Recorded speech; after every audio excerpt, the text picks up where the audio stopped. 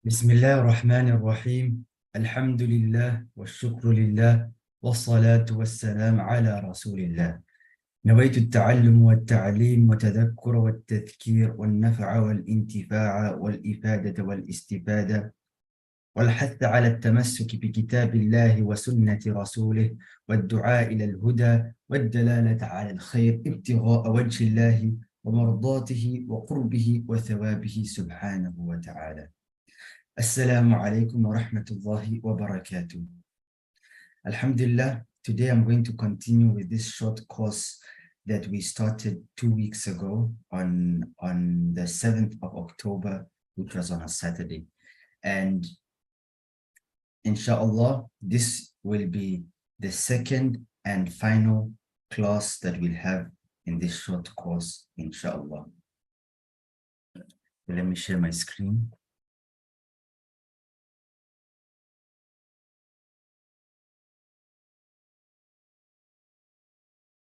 Yes. So this course has been, the topic of this course was an introduction to Hadith studies. And in our previous class, which happened 2 weeks ago, we covered some of the important concepts in the studies of Hadith, in Hadith studies, such as matan, sanad, the 5 conditions for an authentic Hadith, شروط صحة الحديث الخمسة. We looked at the concept of isnad. We went into those 5 conditions, and then we even went deeper looking at the epistemological foundations of those 5 conditions for the authenticity of a report or a hadith. And today we're going to continue from where we left last time.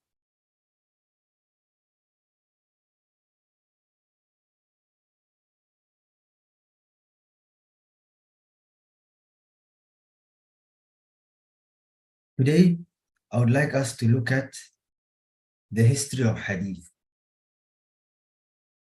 So we'll spend some time on the history of Hadith. And that will include looking at specific names, like names of scholars or the experts of this field, and the titles of books that were authored in this science. Now we're going to be looking at 2 histories of Hadith. The first history of Hadith will be the history of the collection of Ahadith, of al-riwayat. Al-riwaya. Riwaya means the narration of a hadith, right?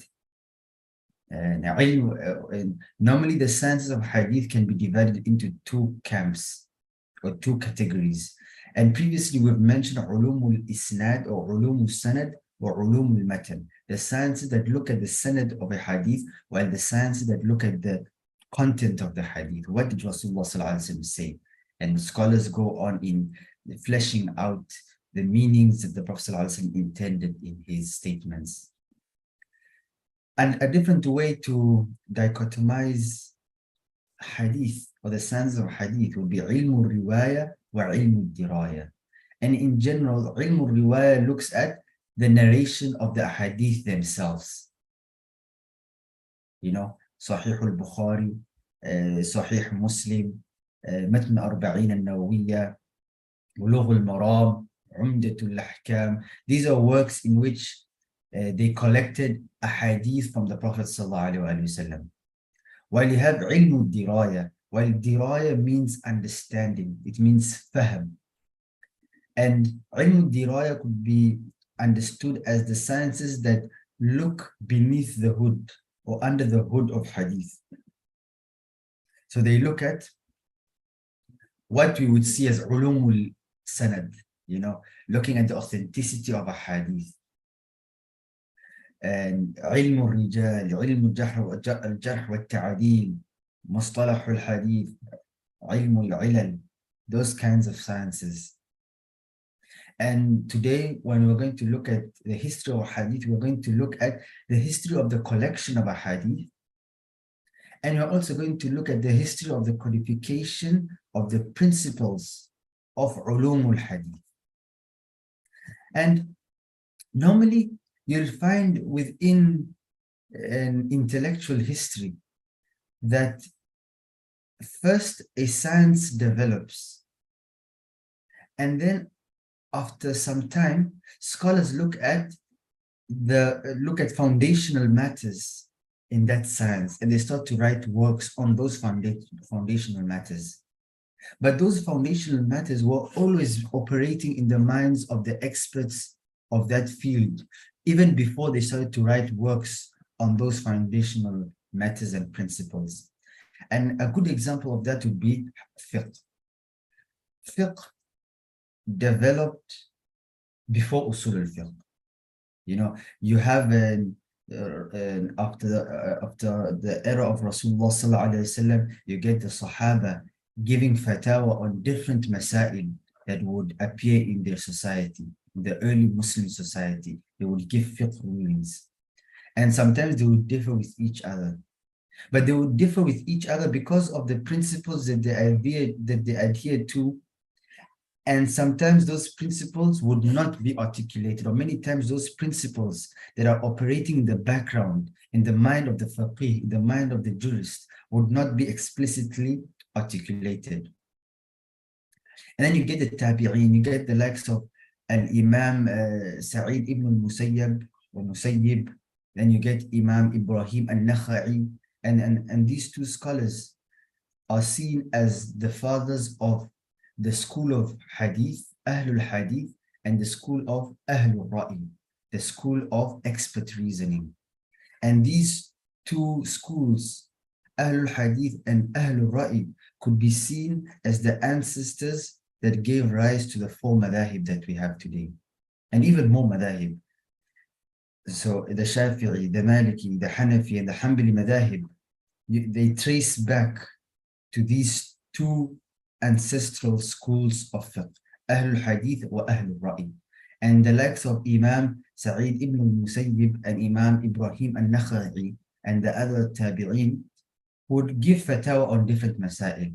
But it only came until the time of Imam al-Shafi'i, when the principles of usul al-fiqh, and usul means the foundations of fiqh, usul al-fiqh, the foundations of fiqh, the principles and the ideas that are foundational, that are fundamental, that are almost like the foundation of the structure of fiqh, they started to now be debated on. They started to be, the scholars started to write works on those principles. But those principles always were operative in the minds of the fuqaha, in the minds of the jurists before Imam al-Shafi'i, because Imam al-Shafi'i is seen as the pioneer of usul al-fiqh.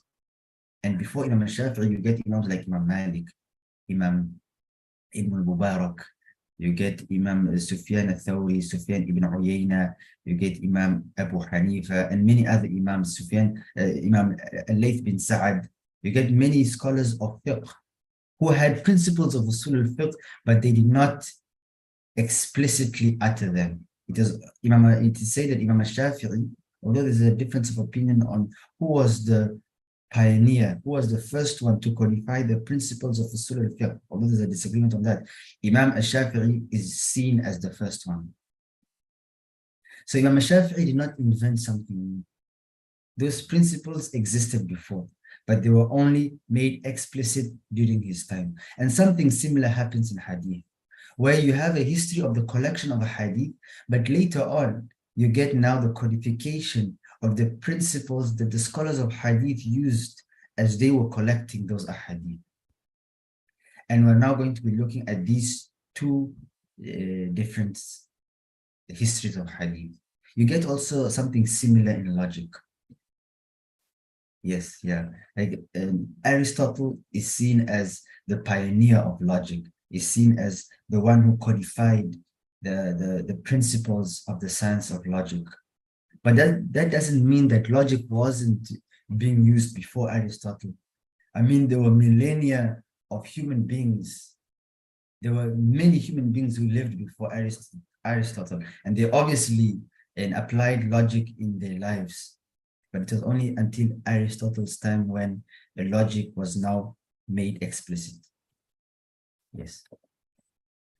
Imam al-Suyuti Imam As-Suyuti has a few lines of poetry telling us about the history of the collection of ahadith. And he says, Rahimahullah, وأول جامع الحديث والأثر ابن شهاب آمر له عمر وأول الجامع للأبواب جماعة في العصر ذو اقتراب كابن جريج وهشيم مالكي ومعمر وولد المبارك وأول الجامع باختصار على الصحيح فقط البخاري ومسلم من بعده والأول على الصواب في الصحيح أفضل. And here's a translation of what Imam As-Suyuti wrote in those lines of poetry. Imam As-Suyuti tells us that the first scholar to collect a hadith was Imam Shihabuddin Az-Zuhri. Ibn Shihab, Imam Ibn Shihab Az-Zuhri. Imam Az-Zuhri was a great Imam of the Tabi'in, a contemporary of a Tabi'i like Imam Hassan al-Basri. And he was known to be a great scholar in fiqh and in hadith. And it is agreed upon on his status as a great Imam within the deen. And he was the first one to collect a hadith into a book by the order of Amir al-Mu'mineen Umar ibn Abdul Aziz. Umar ibn Abdul Aziz was the Khalifa of the Muslims during the Umayyad dynasty. Although because of his character and his leadership style that was in line with the prophetic model, he is considered to be the fifth righteous Khalifa. You know, we have the Al-Khulafa al-Rashidin or Al-Khulafa al-Rashidun al-Mahdiyun. You have Abu Bakr radiallahu anhu, Umar radiallahu anhu, Uthman radiallahu anhu, and Ali radiallahu anhu. Now, they add a fifth person in this category of righteous Khulafa. And that person is Umar ibn Abdul Aziz. And Umar ibn Abdul Aziz was the Khalifa for 2 years, from the year 99 Hijri to the year 101 Hijri. And during that period, when he was the Amir al-Mu'mineen, he saw that many of the scholars of hadith, many of the memorizers and the preservers of the hadith of Rasulullah sallallahu alaihi wasallam were passing away. And they weren't having as many students as the Khalifa would like in order for the hadith of Rasulullah sallallahu alaihi wasallam to continue within the ummah. You know, because a teacher's legacy will only remain as long as he has students who continue his legacy, who narrate or who teach what their teacher taught them. And that's why ilm is an amana, that when a sheikh and a teacher spends hours upon hours, even hundreds of hours teaching students the deen, the students should take it upon themselves to share what they've learned to other people. Because first of all, it's a privilege to be in the company of shuyukh. It's a great privilege to be a student of the deen, and not everyone has that opportunity. And second of all, the teacher has spent, or the sheikh has spent so much effort in teaching you, such that it could be almost seen as an act of disrespect for you to not convey what you've learned from that sheikh to other people, even if it's not a lot of people, but at least to your family and to your friends, you know. Yes, so Amir al-Mu'mineen Umar ibn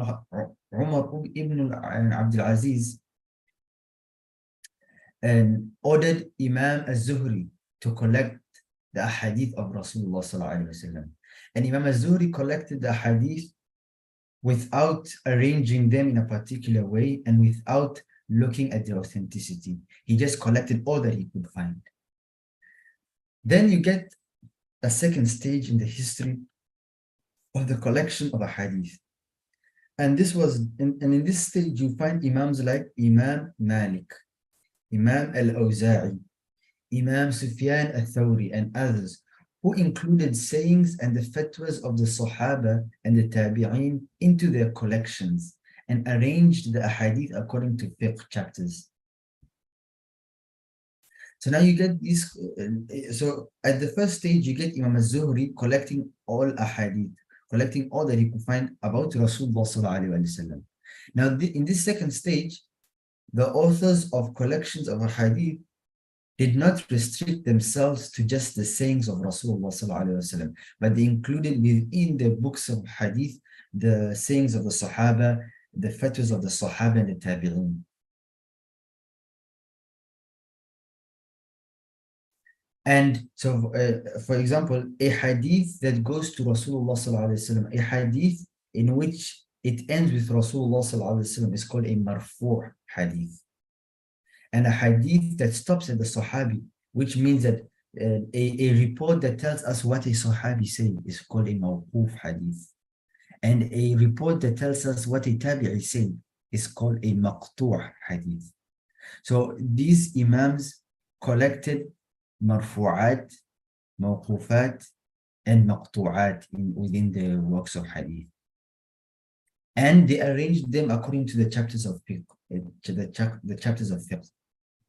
I believe the first chapter in Imam Malik's Muwatta, in his work in his collection of hadith, is the times of Salah, Mawaqitu Salah, if I'm not mistaken. Yes. So you can see that structure of fiqh, that he starts with the chapter on the times where you should be, the times of Salah, you know, like what time is Fajr valid, what time is it permissible for you to pray Dhuhr, Asr, like that. Then now we move to the third stage. In this stage of the collection of a hadith, scholars wrote works only on narrations from the Prophet ﷺ, some of whom were Imams Ahmad bin Malik, Ishaq bin Rahway, and Ibn Abi Shaybah. So these scholars wrote works in hadith, they wrote collections of ahadith, but they restricted themselves to marfu'at. They restricted themselves to statements from Rasulullah sallallahu alaihi wasallam, the actions and statements of Rasulullah sallallahu alaihi wasallam. So in the previous stage, we mentioned that the Imams who wrote works of hadith in that stage of the history of riwayah included within their works the statements and fatwas of the Sahaba and the Tabi'in. But now in this third stage, they excluded the statements and the fatwas of the Sahaba and the Tabi'in and restricted themselves to the narrations from Rasulullah sallallahu alaihi wasallam or about Rasulullah sallallahu alaihi wasallam.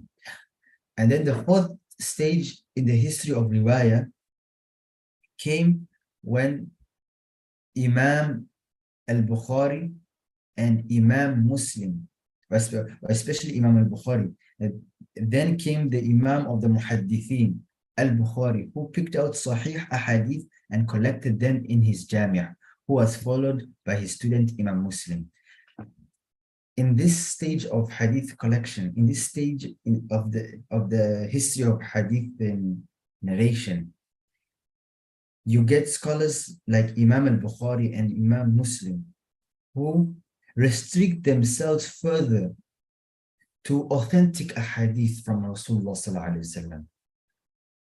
In the second stage, we mentioned that the books of hadith written in this stage included statements from Rasulullah sallallahu alaihi wasallam, statements from the Sahaba, and statements from the Tabi'in. In the third stage, they restricted themselves to statements from Rasulullah sallallahu alaihi wasallam. But then statements from Rasulullah sallallahu alaihi wasallam could either be authentic, could either be sahih, hasan, or da'if. So scholars like Imam al-Bukhari and Imam Muslim now restricted themselves further to only authentic ahadith, to only sahih ahadith from Rasulullah sallallahu alaihi wasallam. Yes. So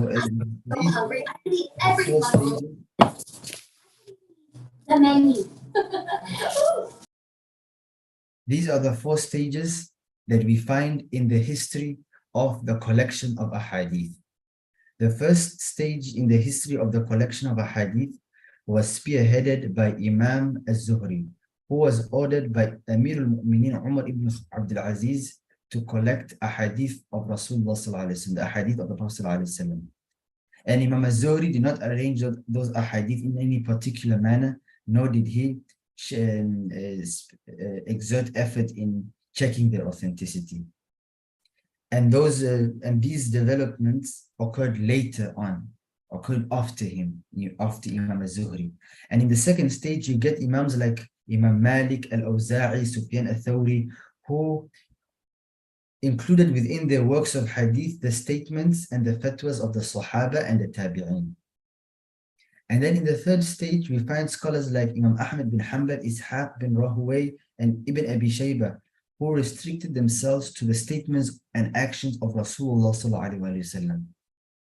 And then finally, in the fourth stage, in the history of the collection of ahadith, you find scholars like Imam al-Bukhari and Imam Muslim, Imam al-Bukhari being the first one to do this, who restricted themselves to only the authentic ahadith, to only the sahih, marfu' ahadith, restricted themselves to only the authentic narrations attributed to Rasulullah sallallahu alaihi wasallam.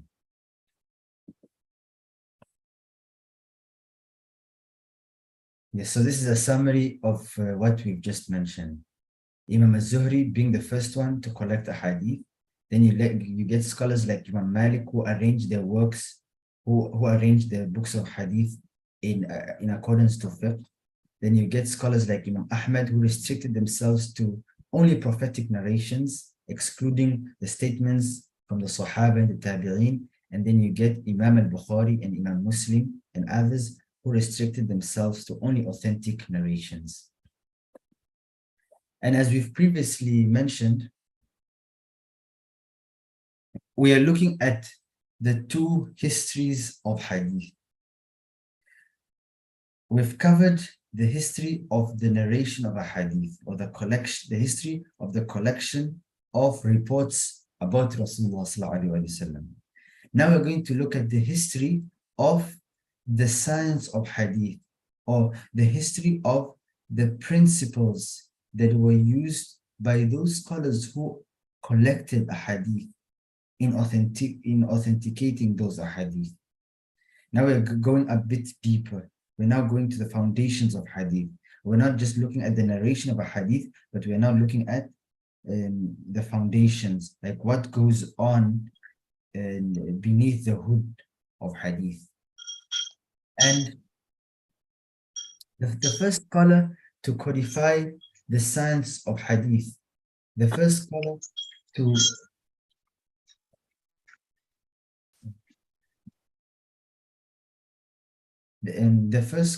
codify mustalah al-hadith, to codify the principles that the scholars used in differentiating an authentic hadith from an inauthentic or unauthentic hadith, or from a hadith that cannot be attributed to Rasulullah sallallahu alaihi wasallam with a high level of confidence, was Al-Qadi Ar-Rama Hurmuzi. Al-Qadi Ar-Rama Hurmuzi passed away in the year 360 Hijri, if my memory serves me right. So that means that the first person to write down the principles used by the scholars of hadith came or passed away almost 110 years after the passing of Imam al-Bukhari. And you know, Imam al-Bukhari is seen as one of the greatest scholars of hadith. He was a master in collecting Sahih ahadith, which means that he knew the principles of the authenticity of a hadith. He knew ulum al-hadith, he knew mustalah al-hadith. However, he did not articulate those principles that were operating in his mind explicitly. Only almost a century after Imam al-Bukhari's passing away, which means that that's after the likes of Imam Muslim, Imam Ibn Khuzaymah, Imam al-Tirmidhi, Ibn Majah, An-Nasa'i, Abu Dawood, Imam al-Shafi'i, Imam Malik, Ibn Abi Shayba, Ad-Darimi, like many years, almost even like many years after these great scholars of hadith, you get Al-Qadi Ar-Rama Hurmuzi, like a century after the passing away of Imam al-Bukhari. And Imam Ar-Rama Hurmuzi is the first one to now explicitly write the principles of Mustalah al-Hadith, the principles of hadith. And other scholars who contributed to this science were Al-Hakim al-Naysaburi. And inshallah, later on in this presentation, we're going to come across a work that was written by Al-Hakim al-Naysaburi. Another great scholar of hadith was Al-Khatib al-Baghdadi. And Imam Al-Khatib al-Baghdadi wrote many works in many of the sections of hadith or many of the fields of study within hadith. It is said that he wrote an independent book on almost every single chapter that is taught in hadith. So he was a very prolific writer in the sciences of hadith. Then you get Al-Qadi Iyad. Al-Qadi Iyad, and an important contributor to Mustalah al-Hadith. And then you get Al-Shaykh Ibn Salah or Al-Imam Ibn Salah. Normally within the sciences of the deen, when scholars are writing works in a particular subject and they want to quote a scholar who is normally featured many times in that subject, they won't always write out the full name of the Imam. And what they'll do is that they're going to give titles to particular scholars. So for example, within the Shafi'i madhab, if they say Al-Shaykhan, the two sheikhs say this, Al-Shaykhan in the Shafi'i madhab refers to Imam al-Nawawi and Imam al-Rafi'i. Imam al-Nawawi and Imam al-Rafi'i. And these two scholars played a vital role within the Shafi'i madhab. Or in the Shafi'i madhab, if they tell you al-Imam, qala al-Imam, the Imam said, someone might get confused and think that they're referring to Imam al-Shafi'i because they're saying the Imam, and you would think that only the founder of the madhab can be referred to as the Imam. However, within the books of Shafi'i fiqh, when they say al-Imam, without adding that person's name there, they just say al-Imam, they're referring to Imam al-Juwayni, the teacher of Imam al-Ghazali. So you normally get these titles for particular scholars. And if you go to Aqidah, if they say al-Shaykh, qala al-Shaykh, al-Shaykh in Aqidah refers to, especially within Ash'ari Aqidah, it refers to al-Imam al-Ash'ari, Abu al-Hasan al-Ash'ari. If they say qala al-Qadi, the Qadi said, who's the Qadi? They're not telling us his name, but it is understood that who they're referring to is Al-Qadi Al-Baqillani. So you get these titles for particular scholars within the sciences of the deen. Now when it comes to hadith, when they say Qala al-Shaykh, the Shaykh said this, they are referring to Ibn Salah. And Ibn Salah can be seen as a turning point in the development of Mustalah al-Hadith, in the development of the principles of hadith. And his work, it is said that all the scholars that come after him who wrote works on Mustalah al-Hadith depended on Shaykh Ibn Salah's work on Mustalah al-Hadith. So Ibn Salah's work on Mustalah al-Hadith was quite comprehensive. And one criticism that was placed upon the works before Shaykh Ibn Salah was that some of these works in Mustalah al-Hadith were not comprehensive, that they focused on a particular section in Mustalah al-Hadith. But Ibn Salah came and took all those books and wrote a work that engulfed all the works that had been written before him. And the works after Ibn Salah depended on Ibn Salah's work. So Ibn Salah's work could be seen like the catapult upon which, or the foundation upon which other works of Mustalah al-Hadith were written. And other great scholars in Mustalah al-Hadith were Imam al-Nawawi, Imam al-Iraqi, and then Amir al-Mu'mineen fil Hadith, Ibn Hajar al-Asqalani. Ibn Hajar al-Asqalani played a very important role within Hadith. He is seen as one of the greatest scholars to have ever come within the field of Hadith, to the point that he's been given the title Amir al-Mu'mineen fil Hadith. You know, Amir al-Mu'mineen is the title given to the Khalifa, right? It's normally given to the supreme leader of the Muslims. However, the scholars of Hadith have a special title for someone like Ibn Hajar al-Asqalani. And the title is Amir al-Mu'mineen fil Hadith, that he is the leader of the believers in Hadith. So Ibn Hajar al-Asqalani contributed a lot in the development of Mustalah al-Hadith and in Hadith in general. Then you get other scholars like Imam al-Sakhawi, Imam al-Suyuti, Imam al-Bayquni, and many more, many other scholars who contributed to Mustalah al-Hadith.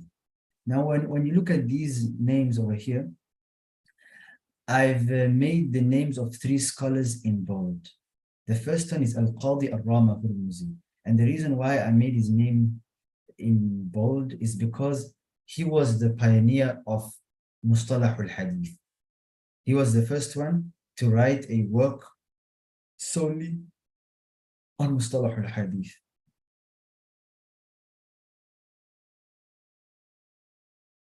Then the second name that I've emboldened, or I've placed in, I've made bold, is Sheikh Ibn Salah. And as I've mentioned, he was the turning point in the development of Mustalah al-Hadith. And his work, which is known as Muqaddimah Ibn Salah, Muqaddimah Ibn Salah, is seen as one of the greatest works to be written in Mustalah al-Hadith. And we're going to see a cover of this work later on, inshallah. And then the third name is Ibn Hajar al-Asqalani, a very important scholar in Mustalah al-Hadith, to the point that Imam Ibn Hajar al-Asqalani, his definitions of terms used in Mustalah al-Hadith are seen as definitive. That when a scholar says that this hadith is munqati', they are using the word munqati' according to Ibn Hajar's definition of munqati'. Because some of the terms within Mustalah al-Hadith, scholars gave different definitions to some of the terms in Mustalah al-Hadith. For example, Imam al-Shafi'i used to use the word munqati' for another concept known as mawquf, or for another concept known as maqtu'. So in the past, scholars used to use words differently. Another famous word, or another famous term that's used in hadith, that's used differently by the scholars of hadith, is the term mursal. However, scholars after Ibn Hajar al-Asqalani used the word mursal in a particular way. They used it in the way that Ibn Hajar al-Asqalani said it should be used, or according to Ibn Hajar's definition of the word mursal. So Ibn Hajar al-Asqalani, you could see him as the person who settled, or who established the nomenclature within Mustalah al-Hadith. So those are 3 names that like if it would be difficult for you to remember all of these names, at least try your best to remember these 3 names: Ar-Rama Hurmuzi, the pioneer; Ibn Salah, the turning point; Ibn Hajar al-Asqalani, the great contributor.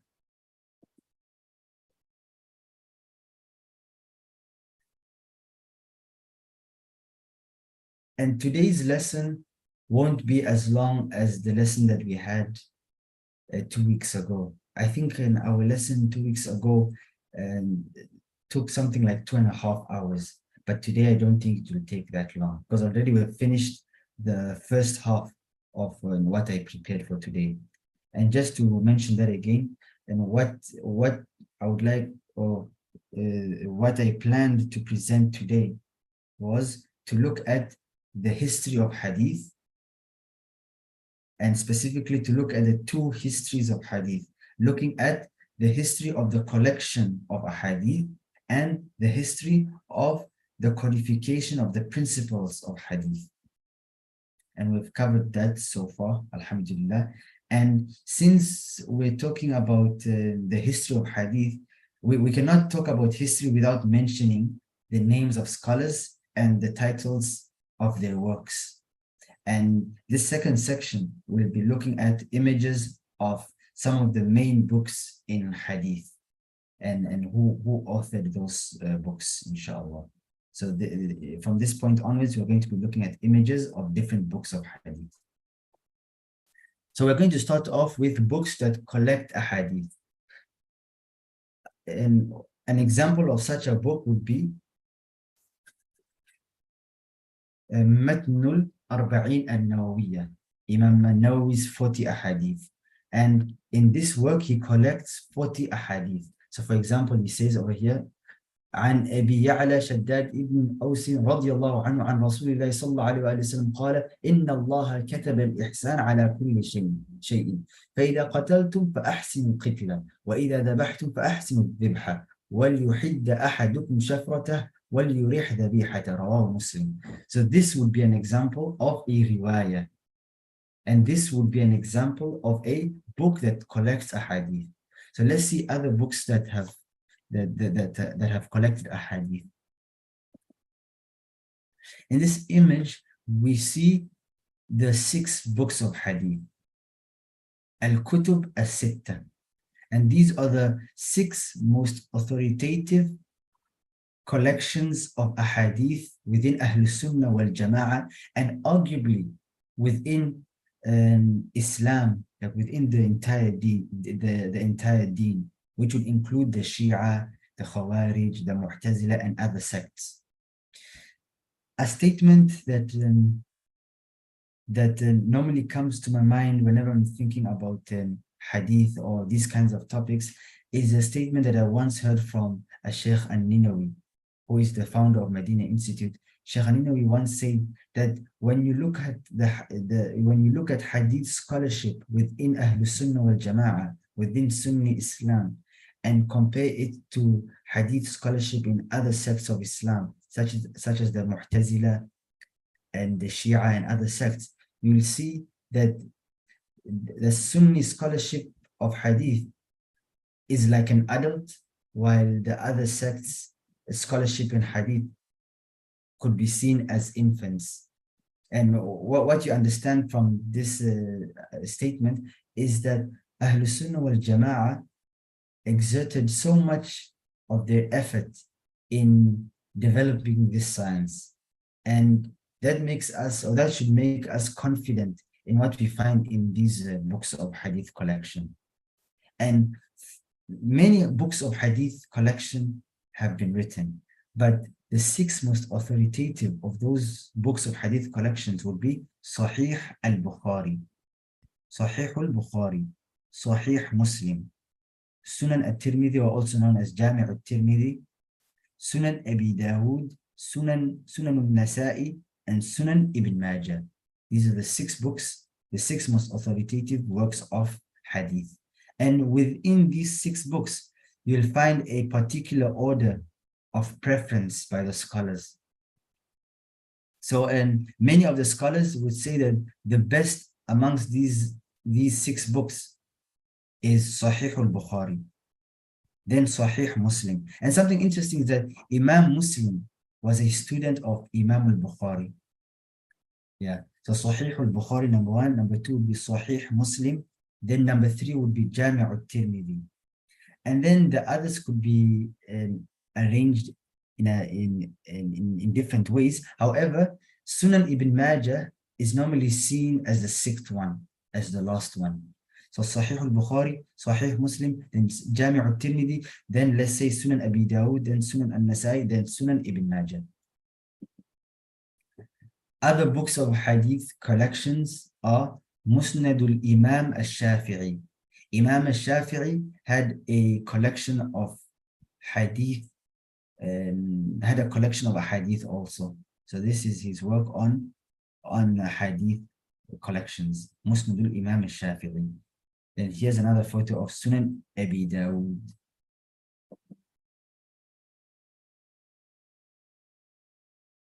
Sorry, just do my nose.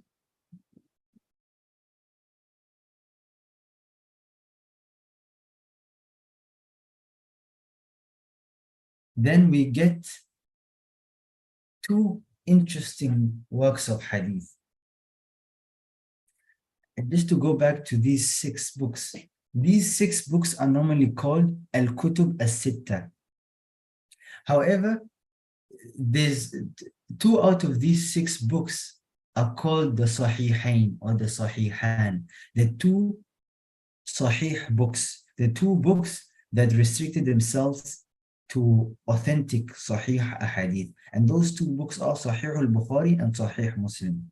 While Jami' al-Tirmidhi, Abi Dawud, An-Nasai, and Ibn Majah have ahadith which would be classified as Hasan, and some even have ahadith which are da'if. But these 2 books, Al-Bukhari and Muslim, restricted themselves to Sahih ahadith.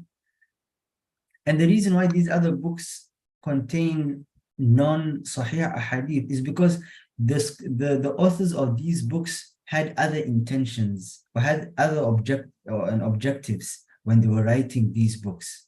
Like Imam al-Bukhari and Imam Muslim had the sole goal of collecting Sahih ahadith.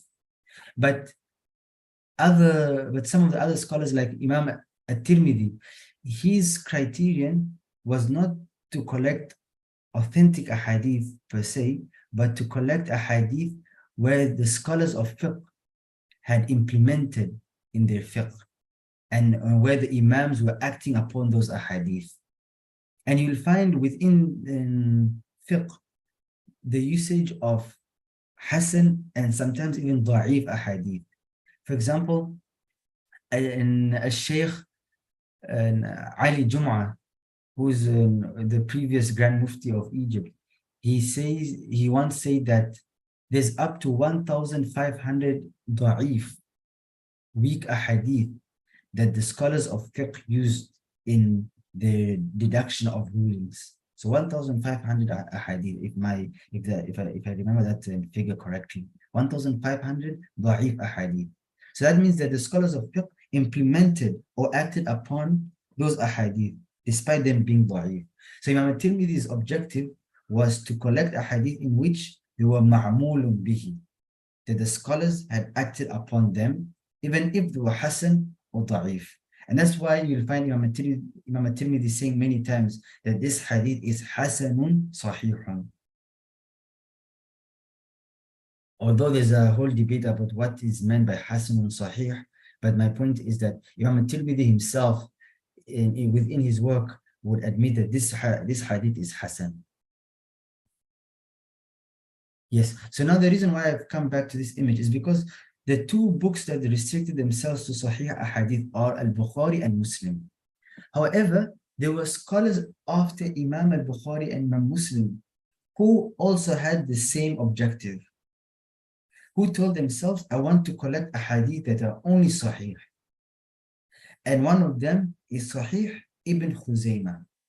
Imam Ibn Khuzaymah, who passed away in the first half of the 4th century, around 320 Hijri. 311.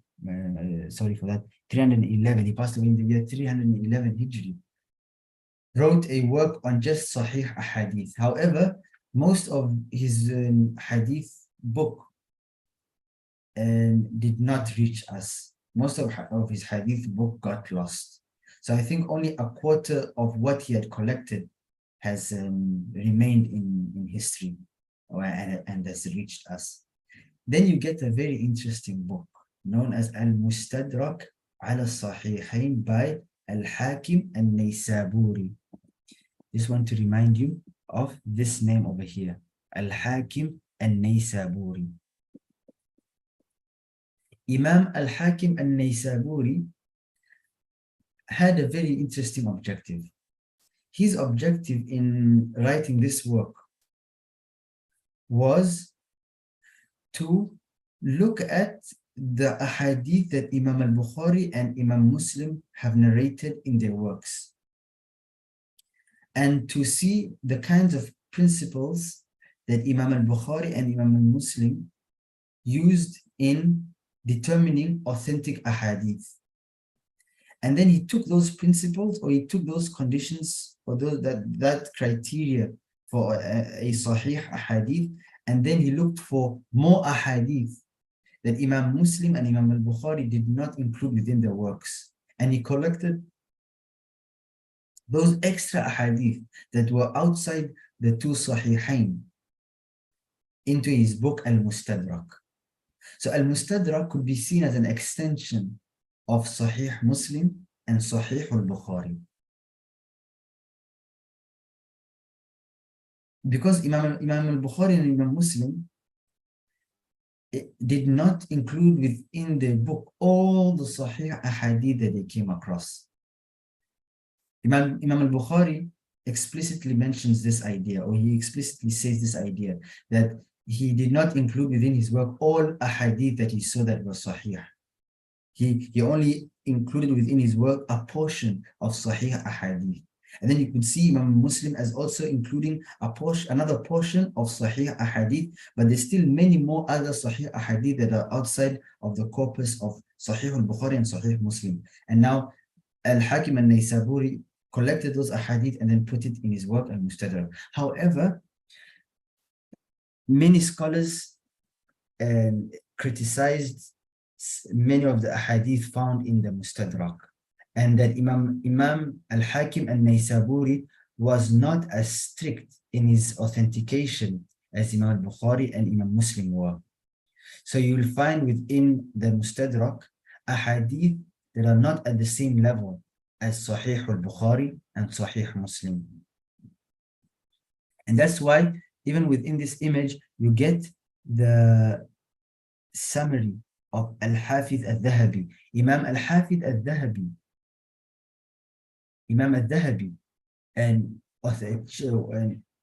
and went over the ahadith found in this book and checked for their authenticity.